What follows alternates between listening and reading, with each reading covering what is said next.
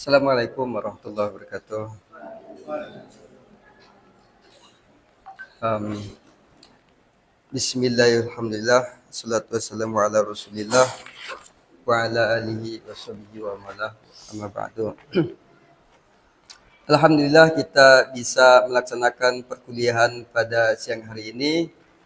Tentu yang sama-sama kita hormati dosen pengampu mata kuliah Filsafat Ilmu Filsafat Islam Bapak Amin Hasan Mude. Mudah-mudahan beliau selalu disehatkan. Amin. Dan tentu teman-teman semua yang hadir di dalam kelas ini yang saya hormati. Oke, langsung saja di sini kami sebagai kelompok satu akan memaparkan kepada Anda semuanya ya tentang kajian filsafat Islam. Nah, sebagaimana di makalah dan juga ada di grup ya yang dikirim gitu, ada 6 pembahasan di sana. Oke, saya mencoba membahas dari pengertian sejarah objek ya, dan nanti akan dilanjutkan oleh teman kita seperti itu. Untuk pengertian daripada filsafat Islam, sorry ya, suara saya agak beda karena lagi pilek songgah kalau bahasa Melawinya. Nah, filsafat Islam itu tentu secara bahasa itu apa ya, nggak jauh dari filsafat-filsafat yang pernah kita pelajari di sebelumnya gitu ya. Dari pengertiannya itu nggak jauh beda dari dulu ya, ada di filsafat umum, kemudian di filsafat ilmu juga. Tetapi tentu saja saya akan menjelaskannya kembali bahwa filsafat Islam itu adalah tentu saja hasil pemikiran manusia secara radikal. Artinya sangat mendasar gitu, sistematis dan universal. Nah, mengenai hakikat Tuhan, alam semesta, dan manusia yang berlandaskan pada ajaran dan tradisi Islam, Al-Quran, Hadis. Nah, kemudian secara etimologi, kata filsafat dari bahasa Yunani gitu ya, bahwa filsafat artinya cinta kebijaksanaan. Nah, kalau kita mengutip daripada tokoh yang sering viral di YouTube itu, Rocky Gerung itu juga mengatakan hal yang sama gitu. Cinta kebijaksanaan, cinta bijaksana gitu. Dalam konteks Islam, filsafat itu sering disebut falsafah juga. Falsafah maksudnya penyebutan lain gitu, penyebutan lain daripada filsafat itu falsafah itu. Oke, itu kemudian kita, saya tahu kawan-kawan di sini mungkin ngantuk ya, tapi it's okay. Dan apa? Sejarah. Nah, sejarah kalau kita mau tarik lebih jauh itu sebenarnya pasti ada hubungan dengan filsafat yang pernah kita pelajari, yaitu filsafat Yunani gitu. Filsafat Yunani yaitu kita mengenal ada ada Plato gitu ya. Plato dan juga, nah, Plato ini itu adalah kita tarik sebentar ya ke filsafat Yunani, adalah murid daripada Socrates ya. Socrates. Kemudian Plato ada murid itu Aristoteles. Saya tulis ini aja ya, tak apalah. Plato itu dia punya model filsafat yang ide dulu, idealisme, nah gitu singkatnya, idealisme, ide dulu. Nah, kemudian kalau muridnya ini walaupun antara guru sama murid, tapi beda inilah, ada beda konsep di dalam filsafat. Kalau muridnya itu materi ya, materi. Misalnya saya nggak mencontohkan lah ya, karena kita pembahasannya ke filsafat Islam. Nah, secara ini kan pada tahun 500 500-an Masehi lah ya, 500-an sebelum Masehi. Kemudian ada disebut zaman setelah ini nih neo apa ya? Inilah ya sebutan setelah zaman ini nih ada kalau dalam Islam kan filsafat yang pertama itu kan Al-Kindi gitu ya. Betul ya? Oke. Oke, Al-Kindi. Nah, sebenarnya Al-Kindi ini secara tidak langsung dia ada juga apa ya, istilahnya menggabungkan lah gitu. Menggabungkan kedua ini tetapi tidak apa ya, membuat satu konsep gitu, tetapi dia ada pemikiran lah gitu. Pemikiran dia itu berasal dari sini. Karena pada zaman Al-Kindi ini hidup ya pada tahun 800 kalau tidak salah 801 beliau hidup ya. 801. Nah, ini kan zamannya Khalifah Abbasiyah ya kalau kita hubungkan dengan mata kuliah sejarah peradaban Islam itu. Nah, pada zaman ini kalau Khalifah Abbasiyah itu kan terkenal dengan masa keemasan Islam itu. Keemasan Islam, maka pada saat itu banyak filsafat yang muncul gitu. Dan muncul itu mereka pada zaman ini mereka kan pada zaman ini mereka apa ya? Mensinergikan gitu antara keilmuan Islam dengan dari Yunani, dari Persia juga. Karena beliau ini asalnya asalnya itu dari Arab. Nah, Arab salah satu di wilayah Arab dan kebanyakan filsafat Islam itu dari Persia, ya dari Persia, dan mereka itu gimana ya, zaman dulu tuh antara Islam dan juga agama lain itu ada ilmu di agama lain, nah itu dibuat diskusi, diterjemahkan gitu ke dalam bahasa Arab seperti itu. Nah, itu mengapa saya tadi menyebutkan ada kaitannya gitu. Karena ya secara tidak langsung walaupun zaman jauh berbeda, ini sekitar 200-an tahun kalau tidak salah ya. 200-an tahun, tetapi ada kaitannya lah gitu. Karena mereka sering menerjemahkan lah itu karya-karya Yunani. Nah, setelah Al-Kindi, beliau disebut sebagai Bapak Filsafat.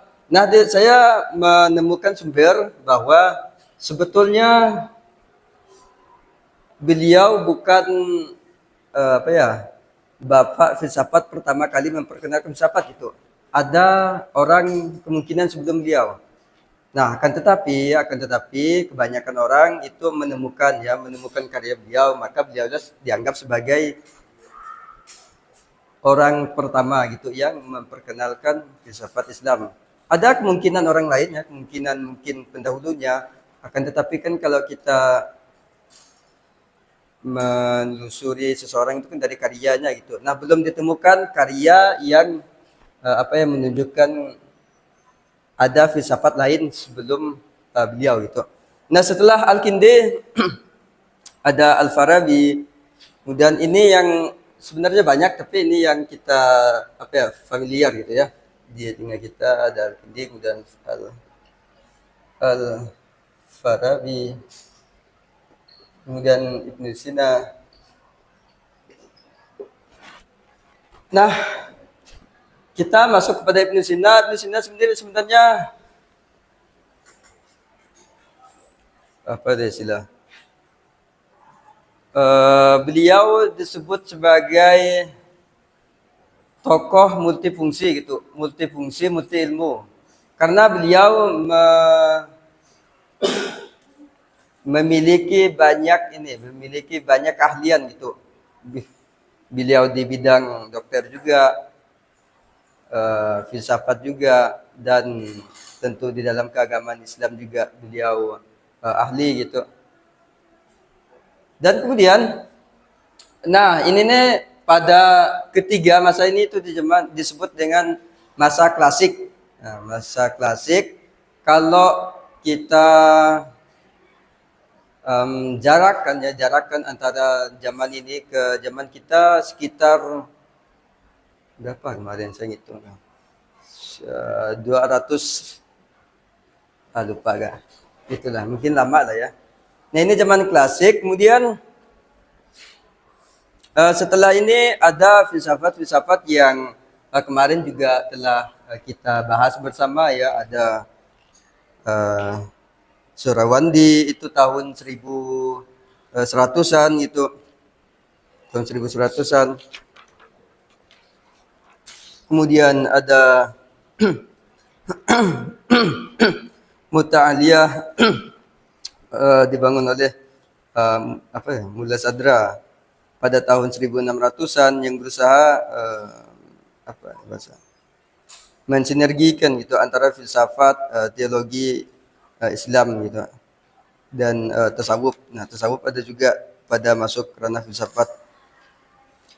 Oke, saya kira itu mengenai sejarah dari filsafat Islam dan nanti mengenai apa hubungannya dan apa perbedaannya dengan filsafat Barat atau filsafat Yunani itu akan dijelaskan oleh teman kita.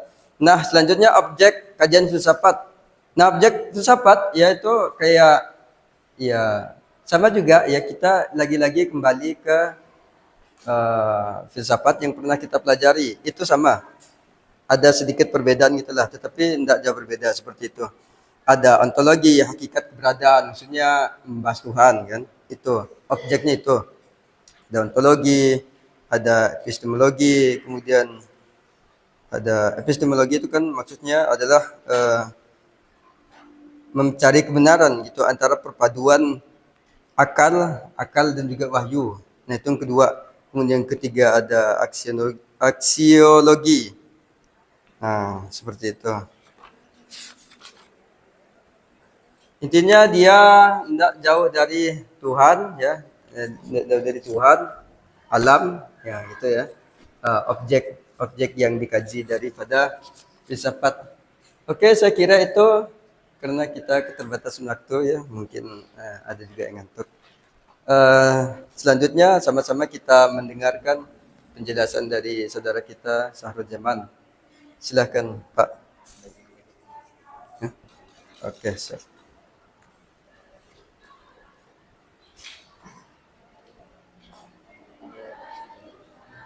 Oke. Setelah kita dengarkan penjelasan dari saudara Asep, sekarang selanjutnya saya akan membahas tentang karakteristik filsafat Islam. Nah, karakteristik filsafat Islam itu memiliki ciri tersendiri. Yang pertama seperti integrasi akal dan wahyu. Nah, di sini ini integrasi antara akal dan wahyu ini bisa dibilang seperti ini ya, menyelaraskan pemikiran akal dan wahyu. Nah, seperti yang dikatakan oleh Ibnu Sina, yang dikatakan oleh Al-Kindi Al-Razi dan seperjuangannya Ibnu Sina. Nah, mereka bertiga mengatakan bahwa akal tidak akan wahyu tidak akan bertolak belakangan dengan akal sehat. Nah, yang dimaksudkan di sini ini ya seperti syariat-syariat Islam itu tidak bakal kayak menyalahi logika gitu. Kayak seperti contoh lah, kalau kita mengambil dari syariat Islam seperti apa? Ibadahnya seperti sedekah. Zakat lah yang wajib itu. Nah, zakat. Kalau kita berzakat itu namanya kan kayak kita merasakan ngomong secara tekstual sendiri lah, kayak uang itu berkurang lah gitu kan. Nah, jadi kayak rugi lah hitungannya.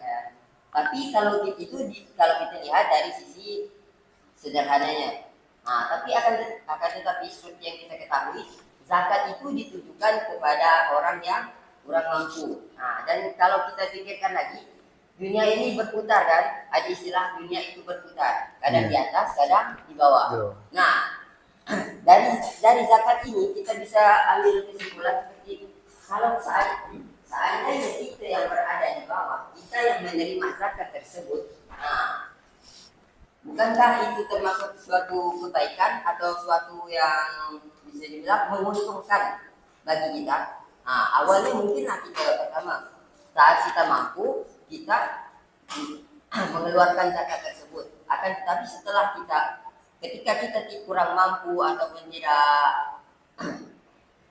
udah memenuhi syarat untuk menerima zakat gitu, itu kan apa namanya kerugian, kita akan mendapatkan keuntungan, rasanya kayak bantuan daripada zakat tersebut. Oke, selanjutnya yakni karakteristik yang kedua, yakni bersifat religius dan spiritual. Karakteristik filsafat ini memiliki nuansa religius dan spiritual yang kental menyentuh aspek-aspek keimanan dan hubungan dengan Tuhan.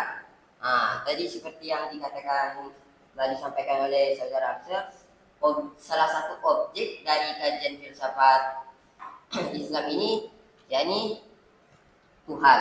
Tuhan